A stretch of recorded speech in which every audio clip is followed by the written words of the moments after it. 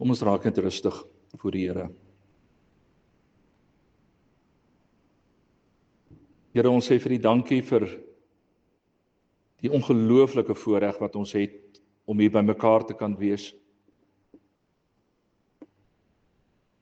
Ag Here, ons dink sommer aan mense in die wêreld wat om een of ander rede verhoed word om op hierdie manier by mekaar te kan kom. Ons aanvaar dit so vanselfsprekend. Maar ons weet, dit is en dit bly 'n voorreg. En Here, ons bid dat U dit wat ek graag wil deel met hierdie gemeente, deur U Gees sal verander in U woorde, U stem self wat praat.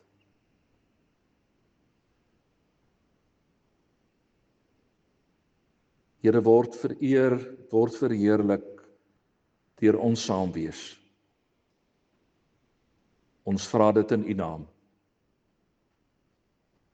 Amen. Lukas hoofstuk 5 vanaf vers 27 tot 39. Dit begin met die roeping van Levi en dan gaan dit voort met die volgende gedeelte wat dit beteken om te vas. Die roeping van Levi, vers 27. Daarna het Jesus uitgegaan en 'n tollenaar met die naam Levi by sy tolhuis sien sit en hy sê vir hom, volg my. Hy het alles net so laat lê en opgestaan en Jesus gevolg. Levi het 'n groot feesmaal in sy huis gehou ter ere van Jesus en 'n groot aantal tollenaars en ander mense het saam met hulle aangesit. Die fariseërs en veral die skrifgeleerdes onder hulle het by sy disippels gekla en gesê, waarom eet en drink julle saam met tollenaars en sondaars? Toe antwoord Jesus hulle, die wat gesond is, het nie 'n dokter nodig nie, maar die wat siek is. Ek het nie gekom om mense wat op die regte pad is tot bekering te roep nie, maar sondaars. Die mense sê toe vir Jesus, die volgelinge van Johannes vas dikwels en onderhou gereelde gebedstye en so ook die volgelinge van die fariseërs en U disippels eet en drink maar. Toe sê Jesus vir hulle, kan julle dan die bruilofsgaste laat vas terwyl die bruidegom by hulle is? Daar sal 'n tyd kom wanneer die bruidegom van hulle weggeneem sal word en dan in daardie dae sal hulle vas. Hy vertel hulle ook nog 'n gelykenis. Niemand skeur 'n stuk uit nuwe klere om daarmee ou klere te lap nie. As hy dit sou doen, sou die nuwe klere stikkend wees en buitendien sal die nuwe lap nie by die ou klere pas nie.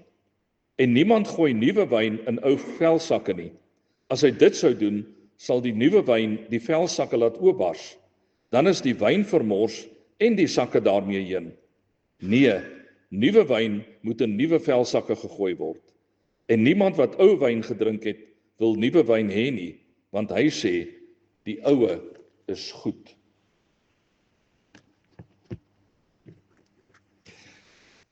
Geliefdes in die Here, baie van julle het al waarskynlik iewers in julle lewe gesê, as ek net president van hierdie land was, dan sou ek dit of dat gedoen het, iets beters gedoen het. Of, as ek net die hoof van een of ander maatskappy was, met wie jy al gewerk het, sou ek dinge anders gedoen het. Ek is nogal oortuig daarvan, baie van ons het die afgelope klompie jare al vir onsself gesê, as ek net die hoof van Tefla was, dan was hierdie padwerke hier buitekant Paul Pietersburg al lank al klaar gewees. Ek is oortuig daarvan, baie gemeentelede het ook al iewers gesê, as ek maar net die dominee was. Ek hoor so 'n tyd terug nog 'n oulike verhaal van 'n persoon wat gesê het, hy het in 'n gemeente groot geword met 'n ouerige predikant daar. Hy sê en die predikant was altyd kwaad. Hy het altyd geklink of hy beklei het met mense. En hy het toe op 'n dag besluit, ek gaan ook 'n dominee word. En die rede waarom ek 'n dominee wil word, is om vir hierdie gemeente te wys, nie alle predikante is soos daai ou dominee nie. En hy het dit toe gedoen, hy het 'n predikant geword en hy is nogal 'n oulike predikant ook, wil ek nogal daarmee saam sê. Elke keer as dit verkiesingstyd is, dan word daar allerlei beloftes gemaak van wat alles gaan verander.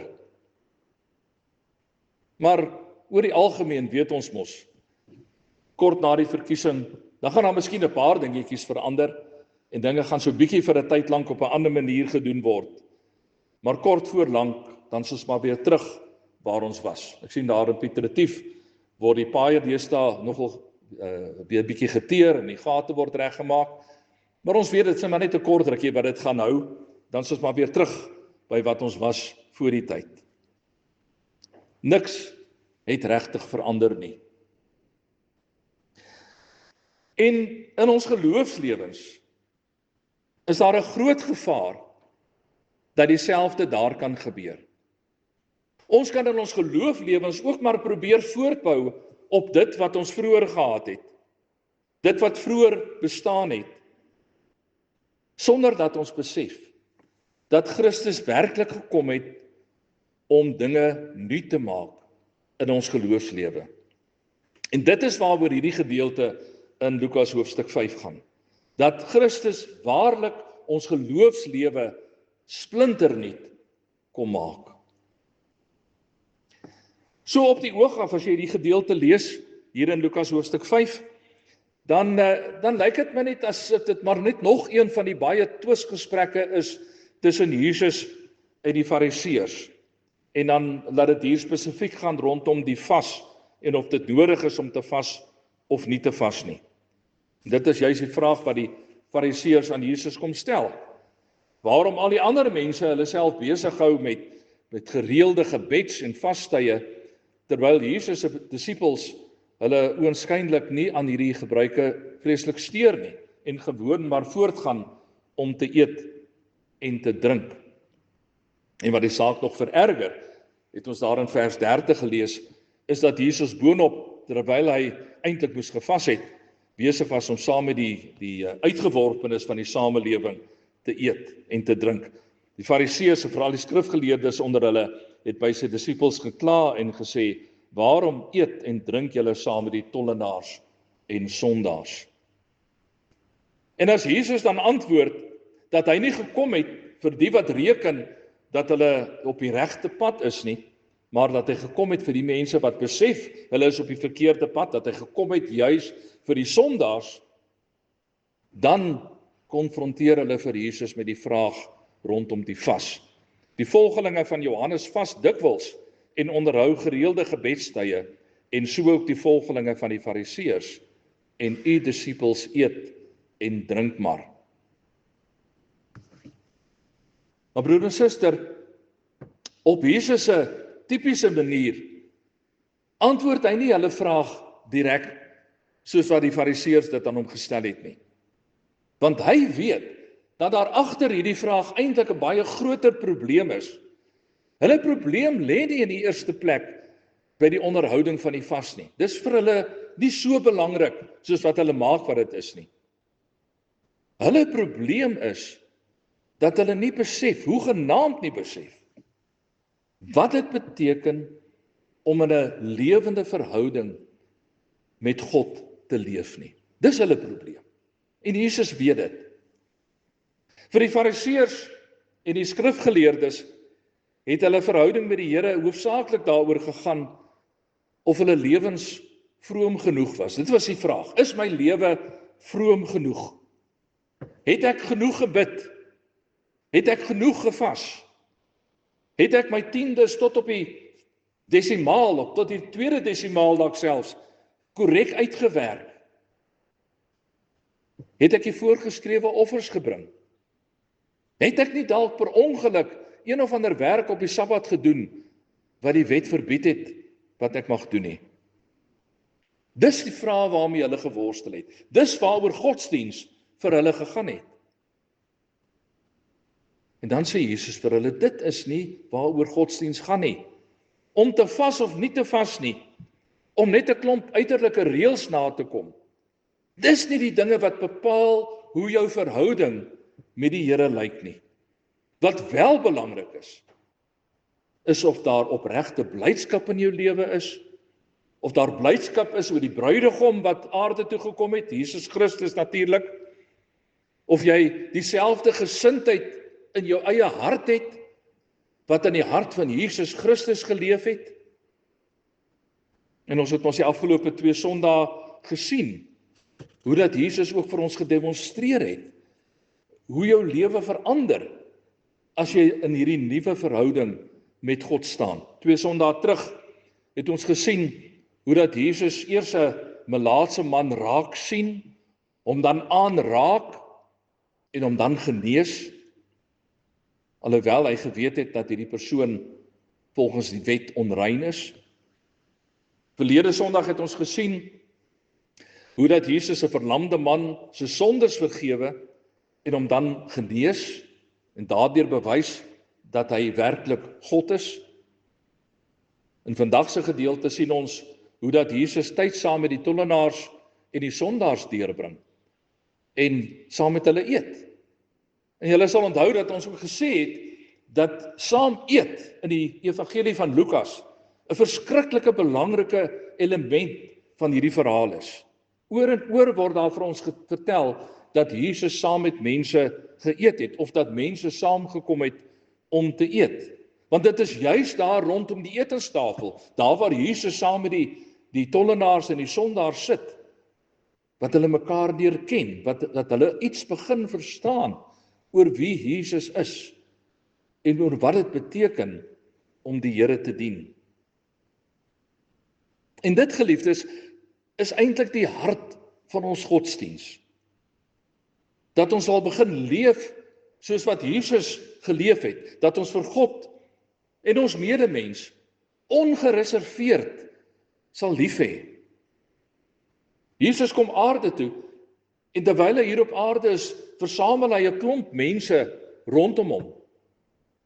Mense vir wie hulle godsdiens nie in die eerste plek 'n swaar las is, wat hulle op hulle self moet neem en waarmee hulle moet rondloop nie, maar wat daarin vreugde vind om saam met Jesus 'n lewe te leef, wat daarin vreugde vind om saam met hulle meester te wees, om saam met hom te eet en om hom voluit en met oorgawe te dien. Dat julle nog Matteus 11 vers 30 wat ons ook verlede week na gekyk het, my juk is sag en my las is lig. Dit is wat Jesus kom doen vir sy volgelinge hier op aarde. Hy kom maak dit vir ons lekker om die Here te dien.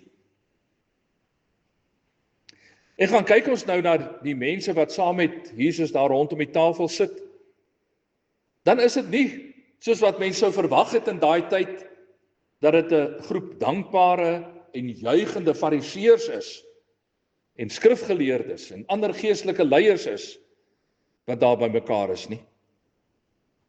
Nee, ons kyk na daardie mense en ons sien daar, dis melaatses en dis tollenaars en dis sondaars, selfs prostituie, almal uitgeworpenes van die samelewing, wat daar rondom die tafel sit saam met Jesus, en aan sy lippe hang, terwyl hy vir hulle leer wat dit beteken om die Here te dien.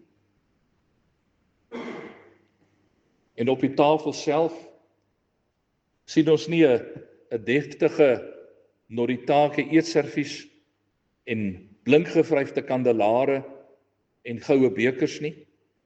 Ons sien ook nie daar kos wat hoort in die huis van 'n ryk persoon nie. Wat daar is eenvoudig. Want dit wat daar is, kom selfs voor in 'n arm man se huis. Maar dit is genoeg om 'n fees te vier. Die fees van God se vrymakende genade.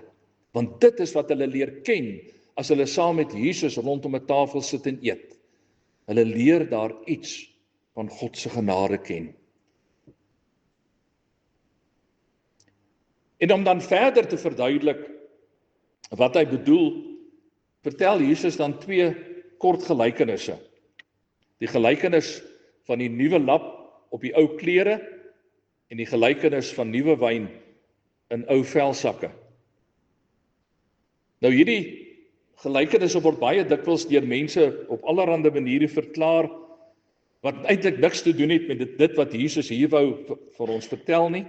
Een persoon wat nogal wêreldwyd aansien verwerf het vir sy kennis oor die godsdiens en die tradisies van die Zulus, het op 'n plek geskryf dat hierdie gelykenisse vir ons wil sê dat jy nie die Christendom kan meng met die tradisionele godsdienste van die Zulus nie. Dis sy verklaring vir hierdie gedeelte. Iemand anders skryf weer dat hierdie gelykenisse vir ons wil sê dat ons lewens totaal nuut moet word as Christus eers in ons lewens ingekom het. 'n derde verklaring wat nogal dikwels gehoor word, is dat die ou wynsakke dui op die verouderde strukture en die verouderde gebruike in die tradisionele kerke. En dat hulle sê, maar hierdie dinge stuit herlewing en vernuwing in die kerk. Nou ja, ek wil sê dat aan al hierdie verklaringe is daar sekerlik elemente van waarheid. Natuurlik is dit so dat ons nie die Christelike geloof kan vermeng met ou tradisionele godsdienste nie. Dit kan nie werk nie. Natuurlik is dit so dat as Christus eers in jou lewe ingekom het, dan word jou lewe nuut. Dit is wat veronderstel is om te gebeur. Natuurlik is dit ook so dat daar sekere tradisionele gebruike binne die kerk is wat verouderd geraak het en wat ons nie meer sien nie. Ons dink nou maar aan toe ons groot geword het in die NG Kerk, die amptsdrag wat die ouderlinge en die diakens gedra het, die ouderlinge wat aan die een kant gesit het, die diakens hier aan die ander kant in die voorkant. En dit is dinge wat nie meer gebeur in die kerk nie. Ou tradisionele gebruike wat ons nou sê, maar eintlik nie meer regtig sin maak in vandag se kerk nie. Nou, al hierdie dinge is waar. Ek wil nie daarteen stry nie. Maar, broer en suster, al hierdie verklaringe mis die eintlike punt wat Jesus wou gemaak het. En dis nie die rede waarom hierdie twee gelykenisse vir ons opgeteken is in die Bybel nie.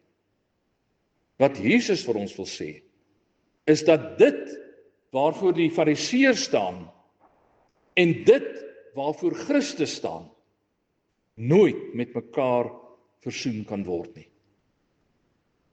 Die Fariseërs staan vir die wet. Jesus kom om ons vry te maak van die wet. Die Fariseërs staan vir redding deur jou goeie werke heen. Jesus staan vir redding deur genade. Dit wat Jesus kom doen het, is nie maar net 'n voortsetting van dit wat die ou Jode gedoen het in hulle godsdiens nie. Jesus kom nie net en gooi so 'n lekker sousie oor die dinge wat die Jode gedoen het en die Fariseërs en die skrifgeleerdes voorgestaan het nie, en kom bied dit dan vir ons aan nie. Jesus kom en hy bring iets radikaal nuut in ons godsdienstbelewenis in. Hy kom maak werklik ons geloof splinternuut. Die ou Jode het geglo, en natuurlik vandag glo hulle dit nog steeds, die ortodokse Jode, dat indien ek myself net kan inspann om God se wette te gehoorsaam, dan sal ek aanvaarbaar wees voor die Here. Ons moet net hard genoeg probeer, ons moet net hard genoeg werk, dan sal die Here ons genadig wees. Ons het ons verlede Sondag redelik in detail daarop ingegaan. En daarom moet ek allerlei dinge doen om die Here daarvan te oortuig dat ek werklik ernstig is oor my godsdiens. Ek moet treur, ek moet vas, ek moet vaste gebedstye hê wat ek nakom, wat ek onderhou in my lewe, sodat die Here net kan sien, ek is ernstig daarmee in hierdie verhouding wat ek met hom het. Ek is nie besig om speletjies te speel met my godsdiens nie.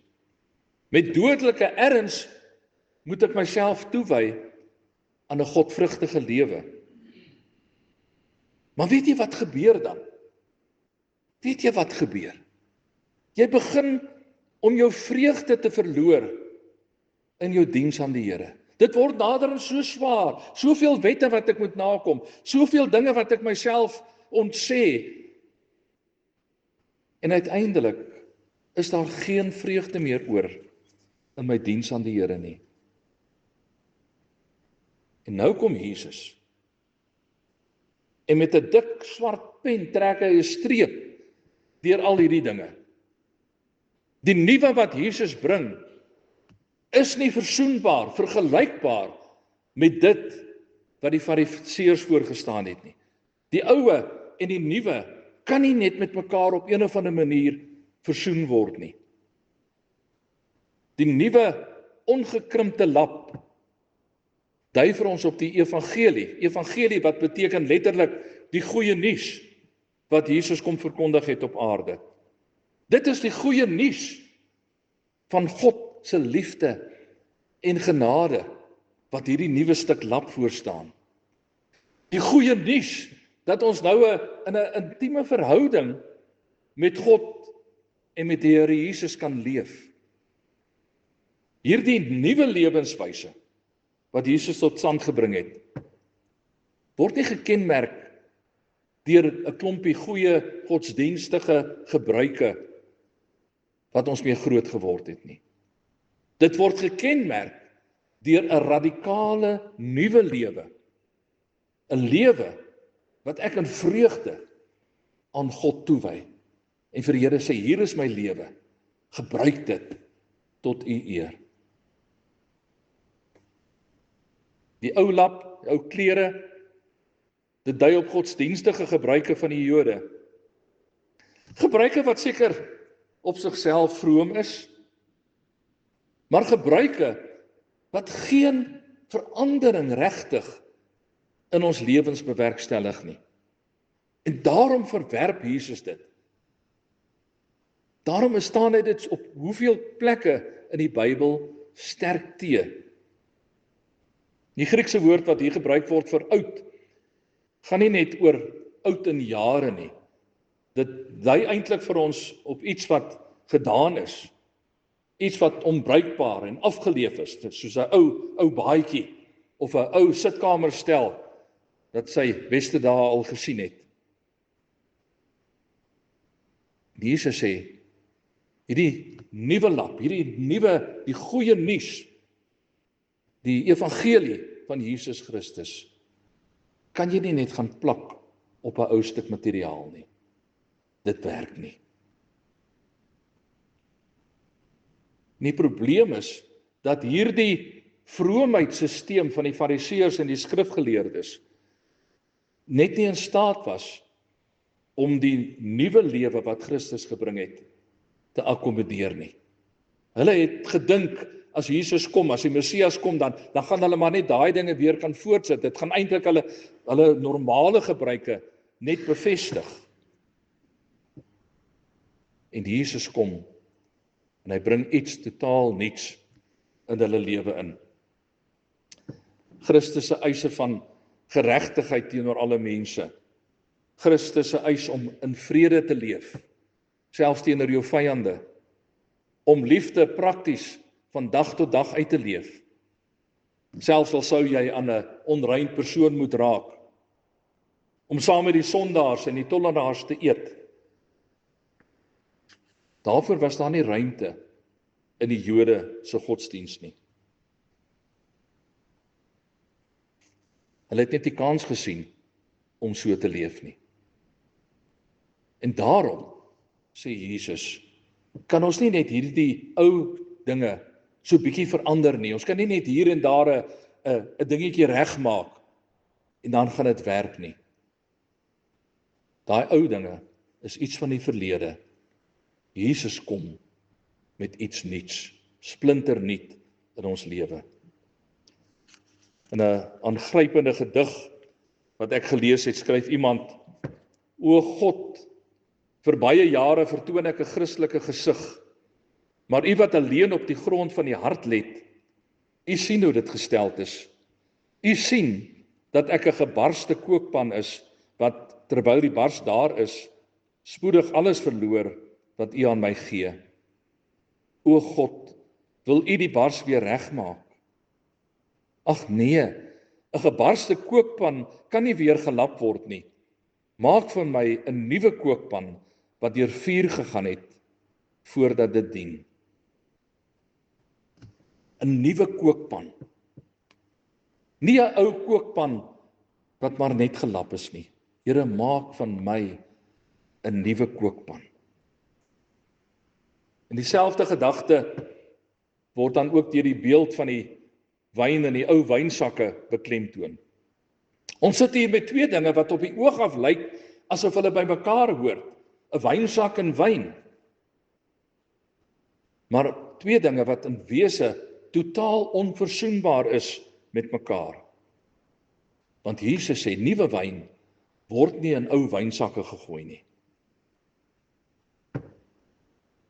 Net so sou dit lyk asof hierdie ou vroom lewenswyse met vaste gebedstye en vas wat gehou word en tiendes wat fyn bereken word en al daai dinge, asof dit en die wet van Jesus Christus ook by mekaar gegooi kan word.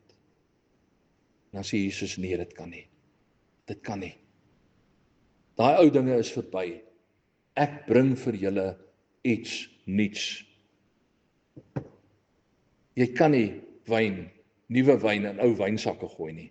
Die twee pas nie by mekaar nie. As jy nuwe wyn wil bewaar, moet jy 'n nuwe wynsak daarvoor gebruik.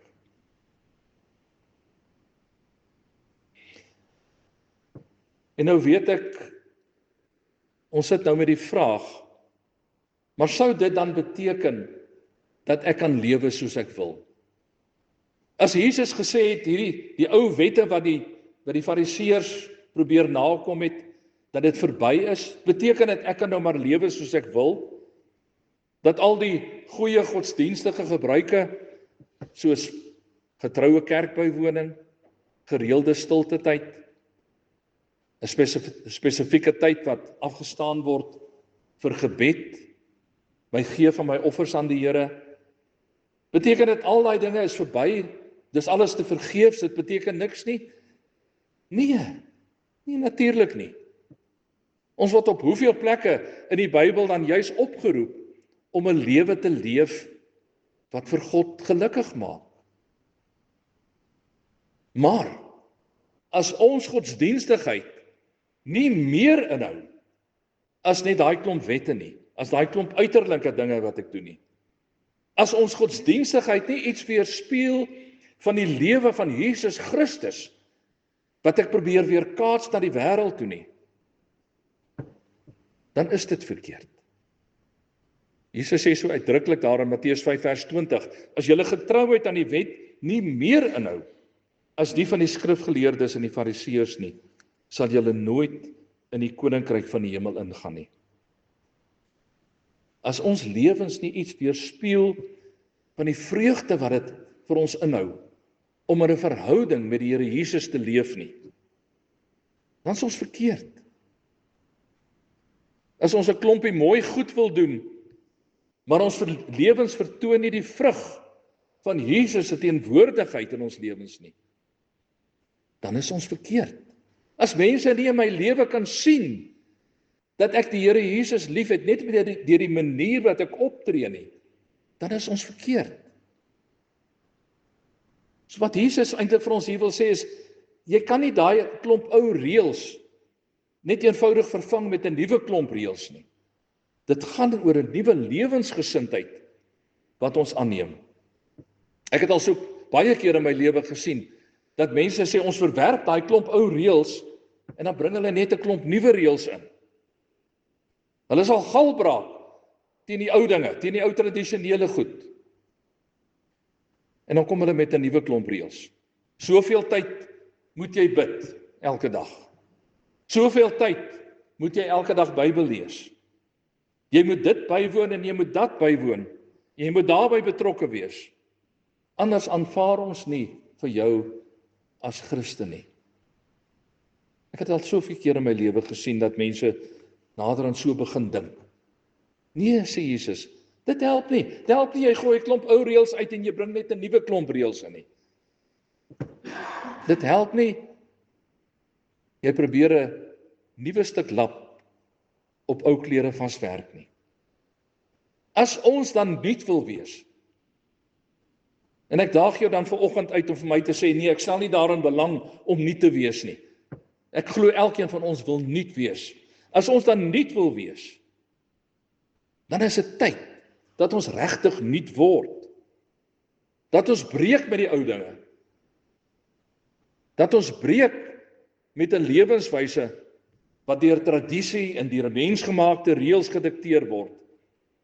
En dat ons begin om te leef volgens die voorbeeld wat Jesus Christus vir ons gestel het. Om in eenvoud en in opregtheid die liefde van Jesus Christus na die wêreld te weerkaats.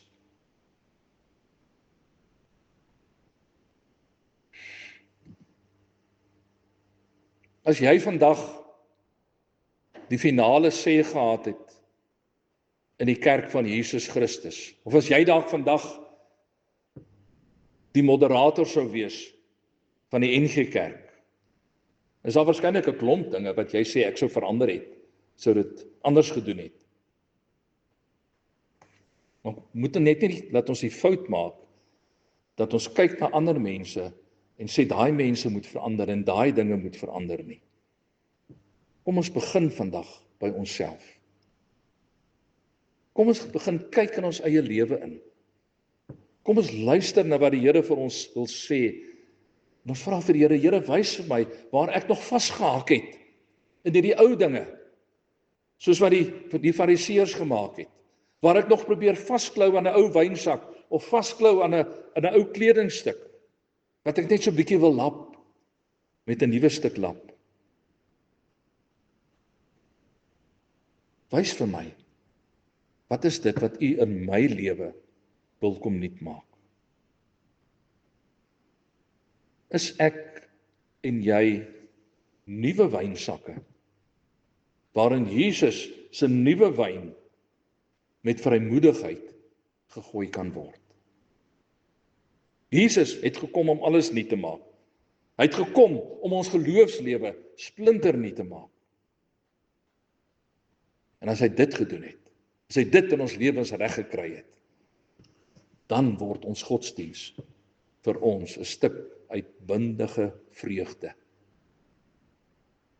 Mag elkeen van ons dit so ervaar, want dit is wat Jesus vir ons wil doen. Amen. Here, ons het vir die dankie gesê vir die voorreg om hier te kan wees.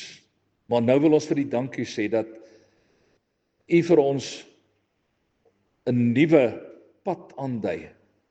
Dat U ons geloofslewe vir ons splinternuut kom maak. Dat U dit 'n vreugde maak om vir U te dien. En Here, vergewe ons as ons dalk 'n beeld uitstraal van mense wat swaar gebuk gaan onder die las daarvan om 'n Christen te wees. En Here, U het dit nooit so bedoel nie. U wou juis gehad het dat dit vir ons lekker moet wees. Lekker om vir U te kan dien, lekker om nuut te kan wees in die wêreld. Lekker om in hierdie wêreld wat so vasgevang is in 'n klomp aaklige, lelike dinge, om in hierdie wêreld iets uit te straal van die wonderlike goeie nuus van Jesus Christus. En Here, maak vir ons weerkaatsers van U liefde, dat ons soos 'n goeie blink spieël U liefde na die wêreld toe sal weerkaats. Dat hulle kan sien wat dit aan ons doen as ons vir Jesus Christus in die middelpunt van ons lewens het. Gebruik vir ons, Here, tot U eer. In Jesus se naam. Amen.